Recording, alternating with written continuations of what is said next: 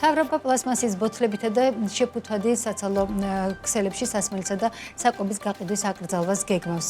Როგორც BMG-ს გარემოს დაცვისა და სოფლის მეურნეობის სამინისტროდან აცნობდეს, მთავრობის დადგენილების პროექტით 2027 წლის 1 თებერვლიდან იგეგმება, რომ აიკრძალოს პლასმასის მასალაში შეფუთული სურსათის წარმოება, იმპორტი და ბაზარზე განთავსება. დადგენილება ეხება არა მხოლოდ სასმელს, არამედ ნებისმიერი კატეგორიის სურსათს. აკრძალვა არ გავრცელდება ძესუმზირის ზეთსა და 10 ლიტრი და მეტი მოცულობის სასმელ წყალზე. მიზანი პლასმასით დაბინძურების შემცირებაა. რა გამოხმაურება მოჰყვა კერძო სექტორის მხრიდან ამ ინიციატივას და რა მოლოდინებია ბაზარზე, ეკა გაზდელიანი გვეტყვის უფრო მეტ დეტალს, რომელიც დღის განმავლობაში ცდილობდა ამ შეფასებების მოსმენას ეკაგის. მოგესალმები ნინო, როგორც ნახეთ, გარემოს დაცვის და სოფლის მეურნეობის სამინისტრო ყველა ტიპის საკვების და სასმლის აკრძალვას გეგმავს პლასტიკის შეფუთვით. ჩვენ მივმართეთ გარემოს დაცვის და სოფლის მეურნეობის სამინისტროს თუ რა გახდა ამ ტიპის რეგულაციების შემოტანის მიზეზი.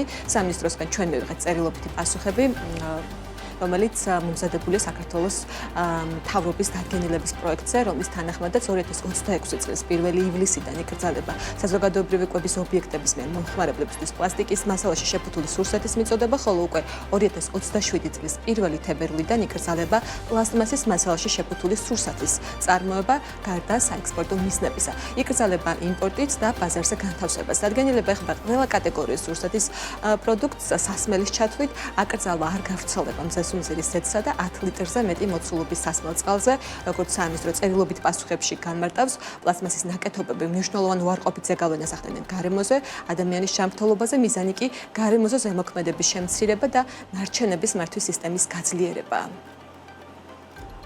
პლასმასით დაბინძურება წარმოადგენს გლობალური მასშტაბის გამოწვევას. აღნიშნულიდან გამომდინარე, საერთაშორისო თანამეგობრობა აქტიურად იღებს ომებს, რომ შეამციროს პლასმასით დაბინძურება. შექმნილია არაერთი საერთაშორისო პლატფორმა თუ მექანიზმი, რათა შემუშავდეს სავალდებულო ძალის მქონე საერთაშორისო სამართლებრივი დოკუმენტი, რომელიც ქვეყნებს დაავალდებულებს გადადგან ნაბიჯები აღნიშნული საკითხის გადასაჭრელად. საქართველოს არის ამ საერთაშორისო პროცესების ნაწილი. ჩვენი ქვეყანა მიუერთა მაღალი ამბიციის კოალიციას, რომელიც მიზნად ისახავს პლასმასით დაბინძურების დასრულებას მსოფლიოში. სხვადასხვა ქვეყანა საკვებთან შეხებაში მყოფი პლასმასის პროდუქციის რეგულირებისას განსხვავებულ სამართლებრივ და პოლიტიკურ მიდგომებს იყენებს. განსხვავდება როგორც აკრძალული პროდუქტების ტიპები, ისე რეგულირების სფერო, შეზღუდვების მასშტაბი და აღსრულების მექანიზმები. ცალკეულ ქვეყნებში, მათ შორის ევროკავშირის ქვეყნებში, უკვე აკრძალულია სურსათთან შეხებაში მყოფი გარკვეული ერთჯერადი პლასმასის პროდუქტების გამოყენება. საქართველოს მიდგომა პლასმასის პრევენციის მიმართულებით ხასიათდება შედარებით ფართო და კომპლექსური ხედვით, რომელიც აერთიანებს როგორც კონკრეტული პროდუქტების ეტაპობრივ შეზღუდვას, ისე პრევენციულ მარეგულირებელ და ინსტიტუციურ მექანიზმებს გარემოზე ზემოქმედების შემცირებისა და ნარჩენების მართვის სისტემის გაძლიერების მიზნით. კერძო სექტორის წარმომადგენლების ნაწილისთვის მოულოდნელი აღმოჩნდა ეს ინფორმაცია, მათი თქმით ეს იყო ერთგვარად შოკის მომგვრელი. საკვები პროდუქტებისა და სასმელების მწარმოებლები ჩვენთან საუბარში აცხადებენ, რომ დრო სჭირდებათ ამ საკითხის გასააზრებლად და შიდა კონსულტაციებისთვის, იმისთვის, რომ გარკვეულ პოზიციაზე ჩამოყალიბდნენ.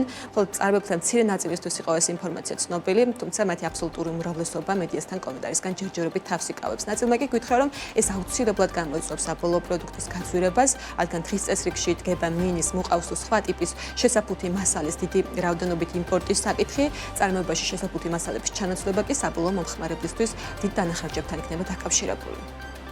Am ქვეყანაში ეს კვერცხის შეფუთვა მგნელად გადავიდა მუყაოზე. ორი მინუსი აქვს, ერთი ძვირი ის უბრალოდ ეს მუყაოს შეფუთვა. და მეორე კიდე ქართველი მომხმარებელი ისეთი მენტალიტეტის არიან, რომ თუ არ ნახაში როგორი კვერცხი დევს, ისე არ გიტულობს და იწება გახსნას, რომელიც მე კვერცხის გატეხვას იწევს რაკორე. რეალურად ეს სადღაც ნორმალურ ქვეყნებში ფაქტურად უკვე გადასული არიან მუყაოს შეფუთვას. Molot ქვეყანა რომელიც არ უნდა იყოს გერმანია, საფრანგეთი, იგივე საკონტეინერო ნაწარმია, ნამსხვრებია რაღაცები კონტეინერებში არის და რა ვიცი ეს ხალხი არ ეხოცება იქ და რაღაც ჩვენ გვჭირს ყველაფერი ამ დღეს საქართველოში სად არის შუშის ბოთლი. იმპორტება დამოკიდებული და ეს იმპორტი ჩვენ მეზობელ ქვეყნებშიც არა იმ რაოდენობით ჩვენ წარმოებას რო იყოს. წელიწადში რო ეს რეგულარიზაციის ამოქმედება იწყება ერთი წელიწადში ჩვენ დავაკმაყოფილებთ შუშით და ადგილობრივ ბაზარს, თუნდაც ერთ ქარხანას. თანხებთან იქნება პროდუქტი გაძვირდება და ის იქნება მეტი არაფერი. წარმოება ხო არ გაჩერდება ქვეყანაში, ყველა გააგრძელებს წარმოებას, უბრალოდ გაძვირდება წარმოება და ვიქნებით დამოკიდებული იმპორტზე. გარემოს დამცველები აცხადებენ, რომ ნულოვანი პოლიტიკის მიღწევა წარმოებაში პლასტმასთან დაკავშირებით ძალიან რთული პროცესია და ევროკავშირის ქვეყნებსაც კი გაუჭირდათ ამ ტიპის რეგულირებაზე გადასვლა. ნინო ჩხობაძე მაგალითად ჩვენთან საუბარში აცხადებს, რომ პლასტმასის მოხმარებიდან ამოღება აუცილებელია, თუმცა ხანგრძლივი პროცესია, რომელიც საქართველოში ეტაპობრივად უნდა განხორციელდეს. ამისთვის კი უპირველეს ყოვლისა ჯერ სეპარირებული შეგროვება უნდა დაიწყოს და მწარმოებლის გაფართოებული ვალდებულება ამოქმედდეს. შემდეგ კი ის რეგულაციები ამუშავდეს პრაქტიკაში, რომელიც ხარვეზებით მუშაობს, მათ შორის ცელოფნის პარკების აკრძალვა, რაც პრაქტიკაში ჯერ კიდევ ბოლომდე არ აღსრულებულა და ახალ და რთულ რეგულაციებზე გადასვლა უფრო ხანგრძლივი პროცესია. ამას ჭირდება იმდენად დიდი კაპდაბანდებები, ანუ ძალიან დიდი ფინანსური რესურსი და სპეციალისტები ჭირდება. მე იმედი მაქვს, რომ ეს ყველაფერი გათვლილია აი ამ ქმედებებში. რამდენად აქვს ბაზარს ამის შესაძლებლობა, რომ ეს გაჩნდეს.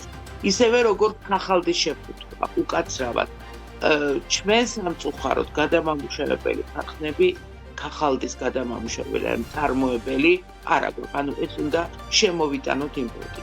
ესეც უნდა ვიფიქროთ, რომ შიგნით ეს მრეწველობა განვითარდეს. ანუ ჩვენ გვაქვს სულ რამდენიმე, ბევრი არა გვაქვს, სულ 2 თუ 3 ქარხანა გვაქვს, რომელსაც შეუძლია მუყაოს წარმოება და ხო წარმოგიდგენიათ რამდენად პრობლემატურია. ეხლა მაგალითს მოვიყვან, მაკულატურა უნდა ჩაგვებარებია და აღმოჩნდა, რომ ეს მაკულატურა, რასაც ჩვენ ვაბარებთ, მიდის თურქეთისკენ, ან როგორც ნედლეული. ჩვენ ვერ ვიყენებთ. გეტყვით, რომ საქართველოს მთავრობის დადგენილების დამტკიცებისთვის პარლამენტში წარდგენა არ არის საჭირო და შესაძლებელია პირდაპირ დამტკიცება. სამინისტრო ამბობს, რომ უკვე გამართა არაერთი შეხვედრა კერძო სექტორთან, სურსათთან, შემხებულობაში მყოფი პლასტმასის პროდუქციის აკრძალვასთან დაკავშირებით. ბოლო შეხვედრა კი სამინისტროს ინფორმაციით 2025 წლის 26 დეკემბერს შედგა სასმელებისა და საკვების მწარმოებელ კომპანიებთან. მადლობა ეკა, რა გეგმები აქვს ქართულ ოცნებას პლასმასის აკრძალვასთან დაკავშირებით ეკა გაზდელიანმა გაგოცნა.